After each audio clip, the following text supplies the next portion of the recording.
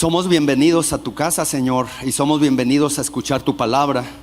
Que aquí, Señor, solo la voz de tu Espíritu se escuche en este momento. Queremos disponernos, Padre, a escuchar, yo a hablar lo que tú me has dado y los hermanos a escuchar lo que tú nos has recomendado, lo que nos has instruido para darle a tu pueblo. Padre, en esta hora nos ponemos en tus manos.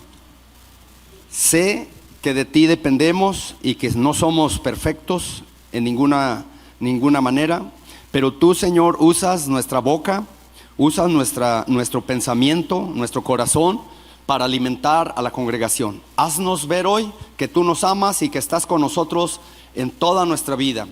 Estuviste en el pasado, estás ahora en el presente con nosotros y estarás con nosotros en el futuro, que eres tú el único que lo conoce. Tú sabes nuestras preocupaciones, nuestras metas en la vida, nuestros sueños, y en ti depositamos nuestra confianza, porque tú, Señor, tú eres nuestro Dios. A ti sea la honra y la gloria. Quedamos en tu presencia, en tus manos, en el nombre de Jesús. Amén. Amén. Vamos a dar inicio, hermanos, y quiero que abran su Biblia en el Salmo 33, verso 10 y 11, que dice: pero los planes del Señor se mantienen firmes para siempre. Sus propósitos, que dice al final, nunca serán frustrados. Pero los planes del Señor, bueno, en la versión Reina Valera, la que usted tiene, en el libro de los Salmos, capítulo 33, verso 10 y 11, Dios dice que va a confundir los planes de las naciones, pero los planes de Dios nadie los va a frustrar. Y en el versículo 10 dice así, 33:10, aunque esta versión que leímos es una versión más moderna, dice en el 10: Jehová hace nulo el consejo de las naciones y frustra las maquinaciones de los pueblos. Verso 11, el consejo de Jehová permanecerá para siempre, los pensamientos de su corazón por todas las generaciones. Y esta es la versión que dice: pero los planes del Señor se mantienen firmes. Y luego dice: para siempre. Sus propósitos nunca serán frustrados. Y eso es exactamente lo que hoy quiero hablarle, hermano, acerca de sus sueños, acerca de lo que usted cree, acerca de lo que usted quiere lograr. Y este es el tema de hoy, este que vamos a ver: cómo lograr tus sueños. Yo sé que todos ustedes desde niños se nos preguntaba: ¿qué quieres ser cuando seas grande? ¿Qué vas a hacer tú en la vida?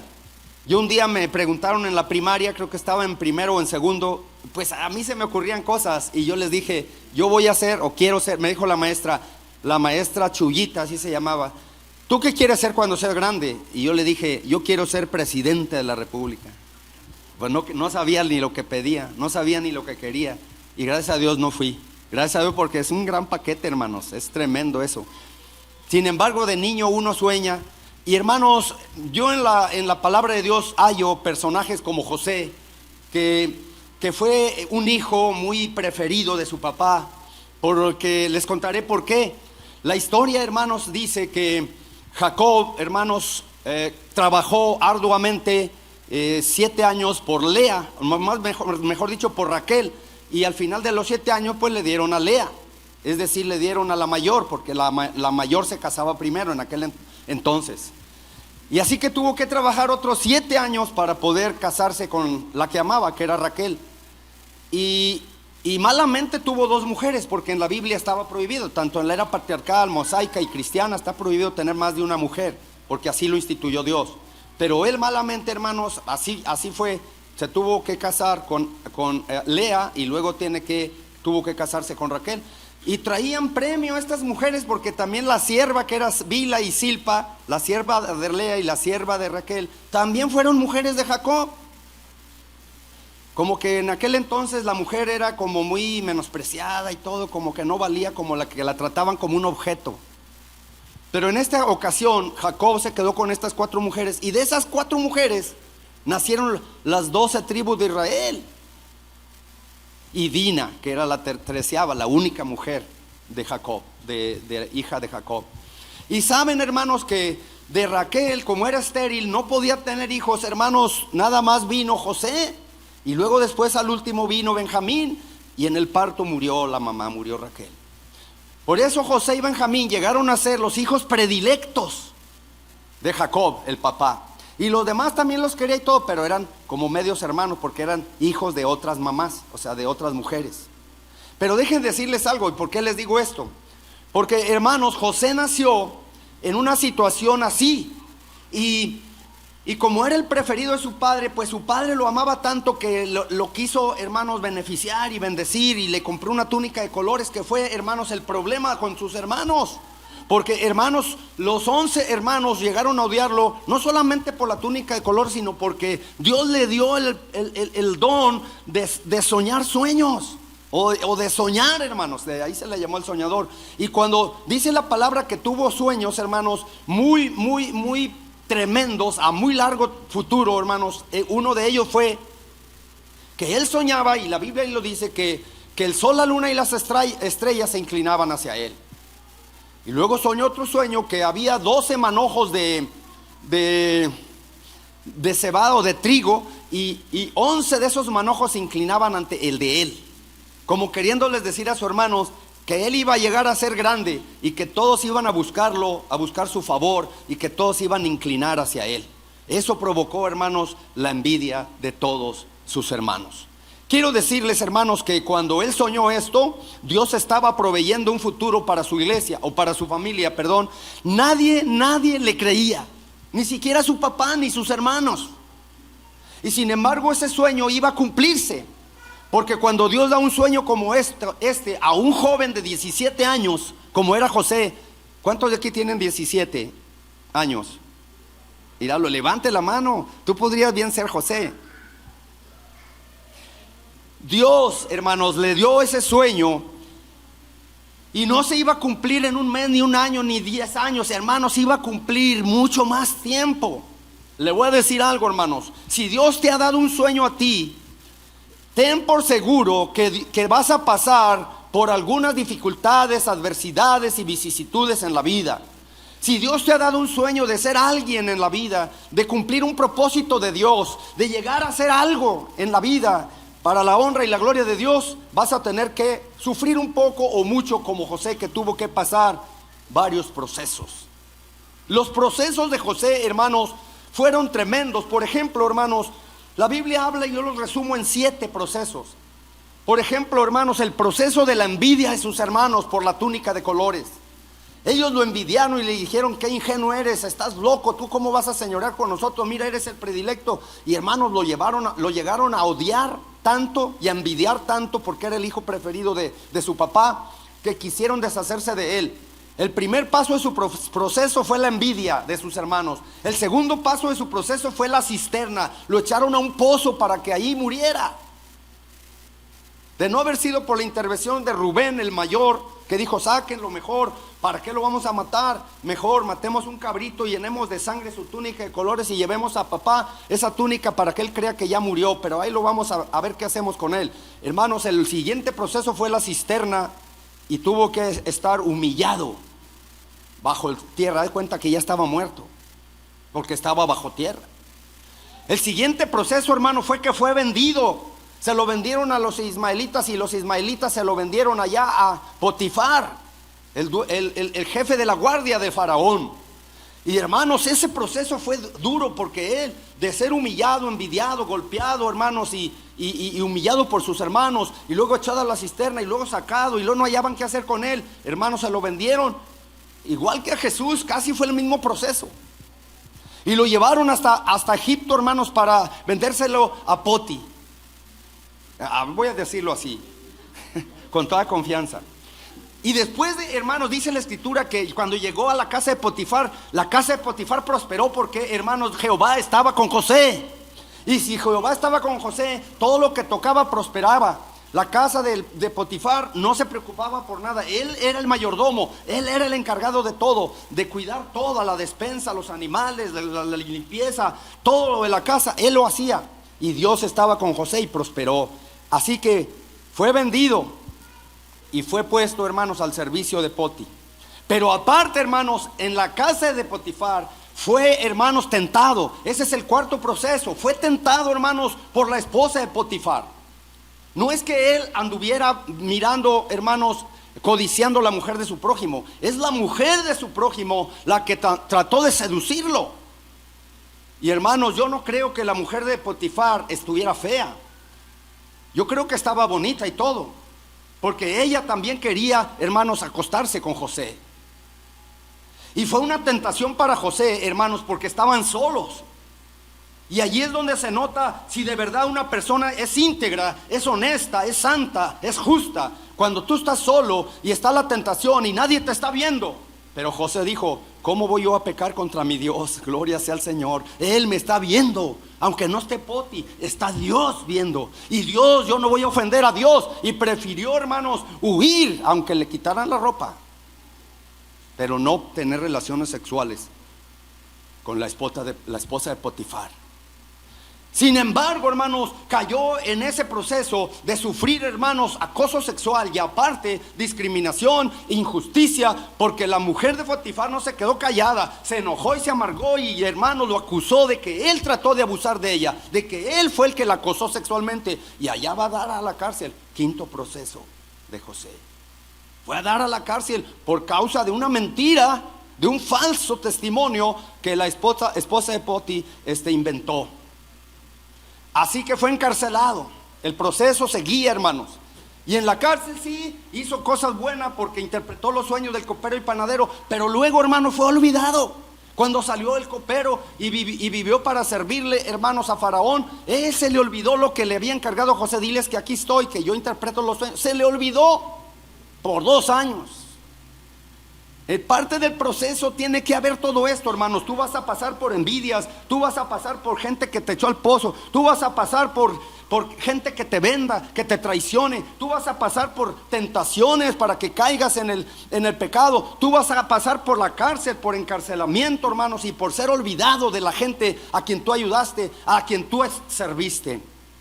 Y eso se llama ingratitud.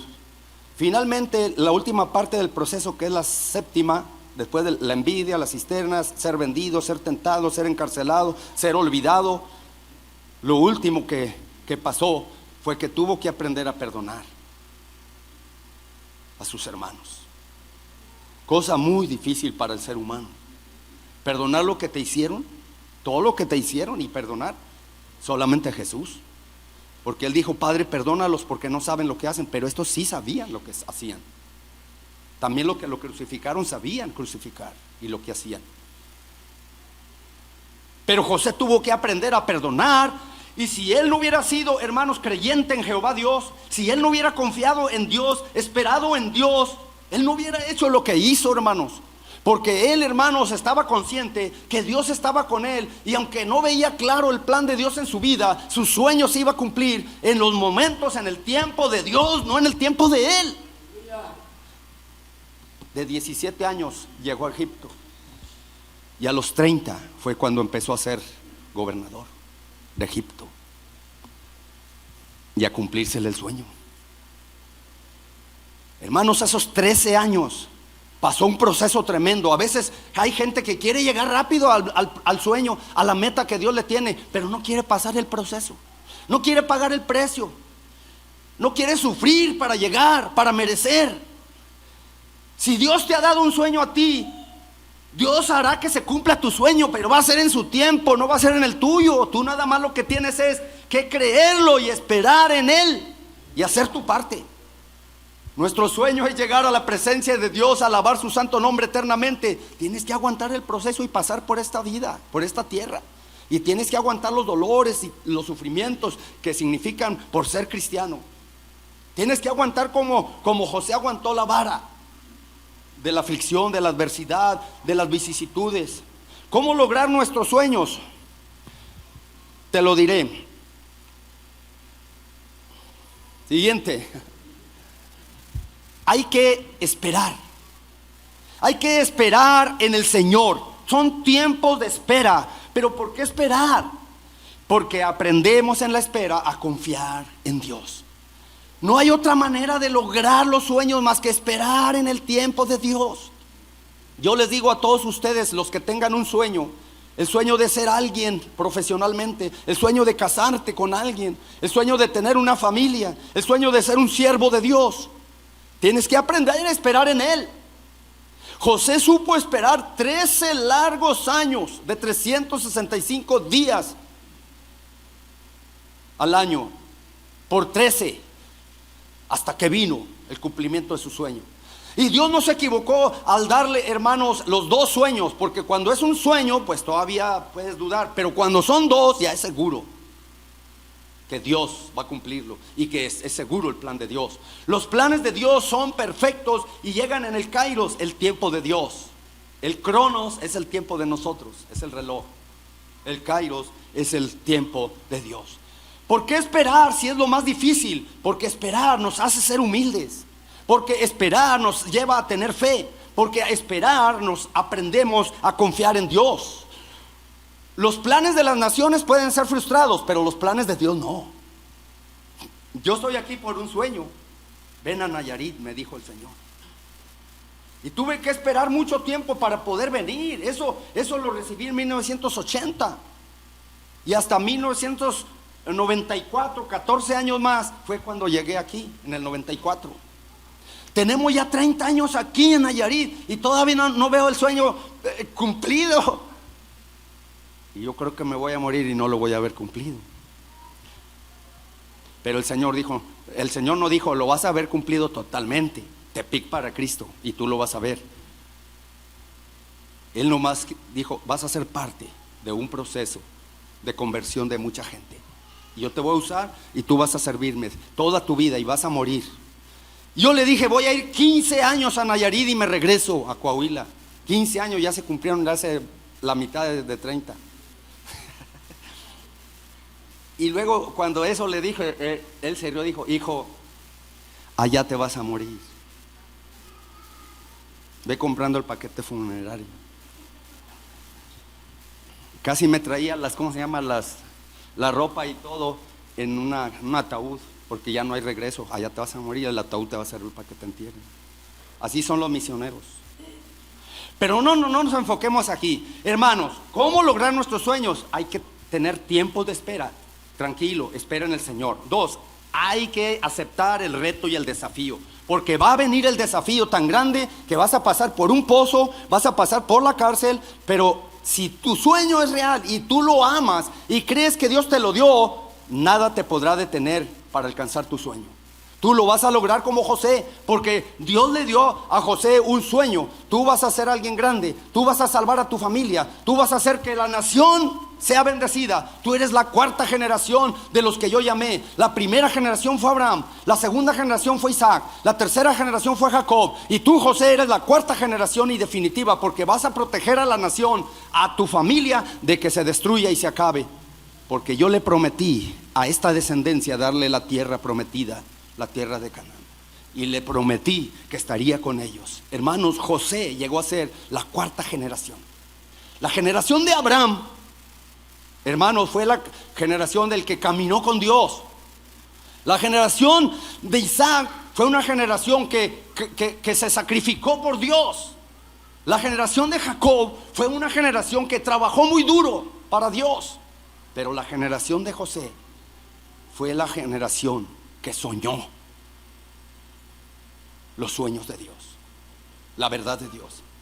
Y quiero decirle, hermano, que el desafío es, no importa si viene el pozo, si viene la cárcel, si vienen los problemas, si vienen todos contra ti, si hay oposición y hay obstáculos y hay piedras en el camino, acepta el reto y esfuérzate, y que no se diga que no lo intentaste. Lo imposible es lo que no intentas, solamente lo que no intentas, porque con Dios todo es posible. Y de veras, hermanos, ¿cómo lograr nuestro sueño? Acepta el desafío y acepta la verdad. Tercero, de que todo será para tu bien. Porque, hermanos, Romanos 8:28 dice, a los que aman a Dios todas las cosas les ayudan a bien. Y este versículo es el que más le queda a José en estos momentos, porque las vicisitudes, las adversidades fueron tomando forma y Dios le fue dando su lugar a José porque él creyó. Y quiero decirles, hermanos, esto: Dios usó detalles para abrirle camino a José. Por ejemplo, usó a Rubén, su hermano mayor, para decirles que no lo mataran, sáquenlo del pozo, mejor lo vendemos. Usó a Rubén. Usó al copero, que se recordó al fin de que ahí le había interpretado en la cárcel José un sueño, y le dijo a Faraón, pues tu sueño solo, José, allá hay uno, que sácalo. Y se bañó y se rasuró y todo, vino y le interpretó los dos sueños que eran realidad de lo que iba a pasar: las 7 vacas gordas y las 7 vacas flacas. Y luego, hermanos, le interpretó el sueño y fue una realidad. Vino un hambre tremenda. Primero vino una abundancia y después vino un hambre, y todos tuvieron que ir a Egipto a comprar. Pero José era el mero gobernador de todo y mayordomo de todo las riquezas de Egipto. Era el segundo después de Faraón. Gloria sea a Dios, porque Dios cumple sus promesas cuando te da un sueño. Y la última cosa es: tu sueño se va a cumplir porque va a llegar a la cima del éxito. Dios te va a levantar, te va a proyectar y te va a llevar a ser gobernador de Egipto. ¿Cuántos de aquí tienen sueños así? Están soñando con algo grande que Dios les va a dar. Saben que Dios los está llamando a algo grande, a iniciar un ministerio grande, a ser alguien grande, a lograr grandes hazañas y a dejar huella en las cosas de Dios. Déjame decirle algo: los sueños de Dios no son mundanos. Los planes de Dios no son que tú te hagas rico y que seas exitoso y que tengas... Los sueños de Dios son con relación a su iglesia, a su obra, a ganar almas, a su reino. Cuando Dios te dio un sueño, tienes que rápidamente juntarlo con el sueño de Dios, el reino de Dios. Porque, hermanos, a veces queremos hacer nuestros propios planes y decimos: yo voy a hacer esto, me voy a casar, voy a hacer esto y esto, y nos olvidamos de la iglesia. Decimos, algunos dicen: yo voy a ser un predicador, un siervo de Dios, pero van y se casan con una que no es cristiana y se olvidan del sueño de Dios y se van al mundo. Ese no era el sueño de Dios, y tú echaste a perder todo lo de Dios por tu propio sueño. Pero déjame ir terminando.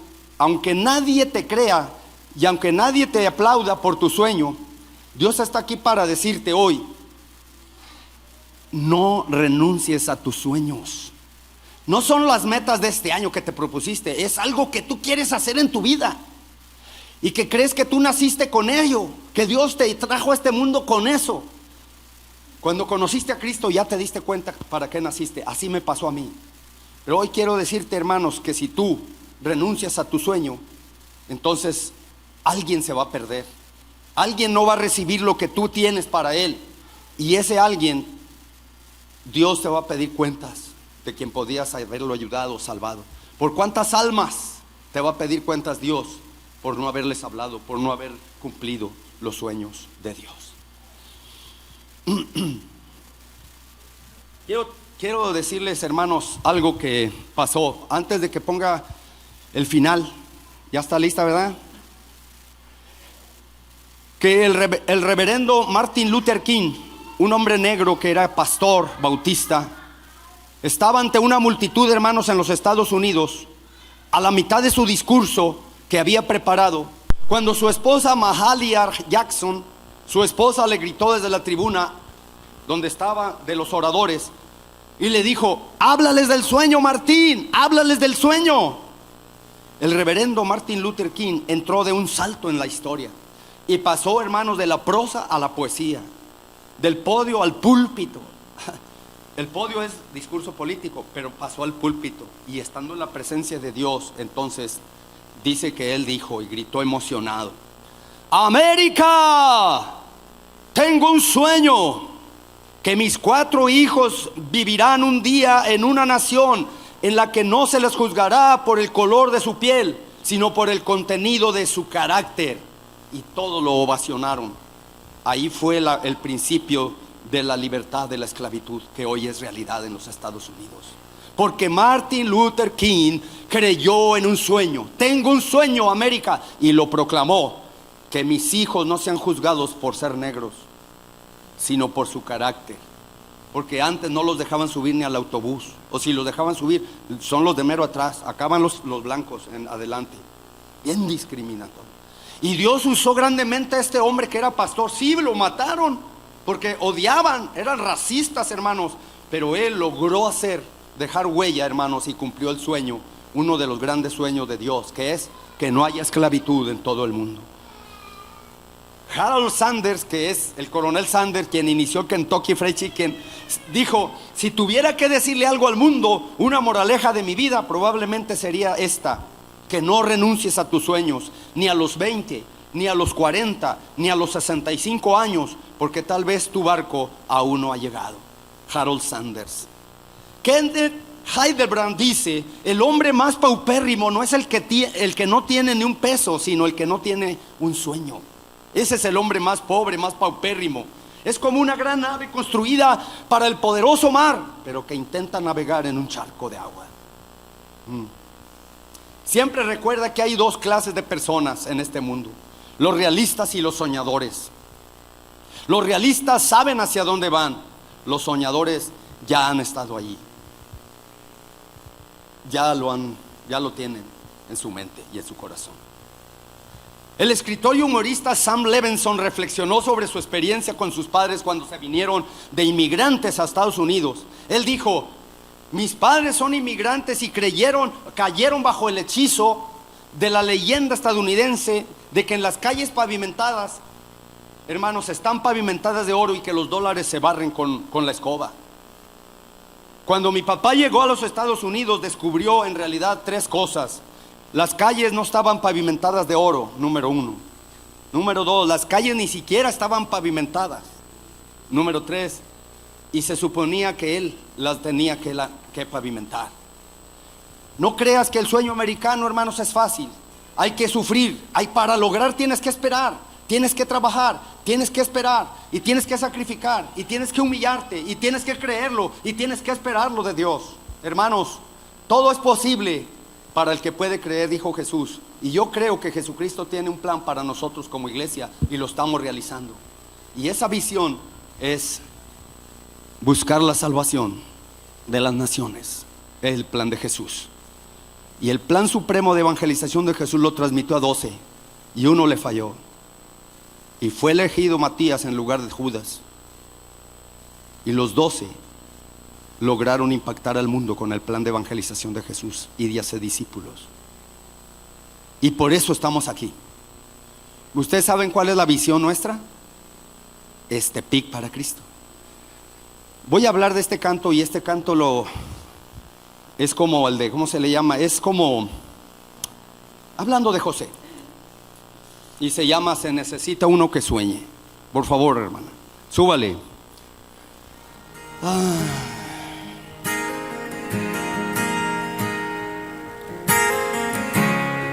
Espero que piensen lo que pasó con José.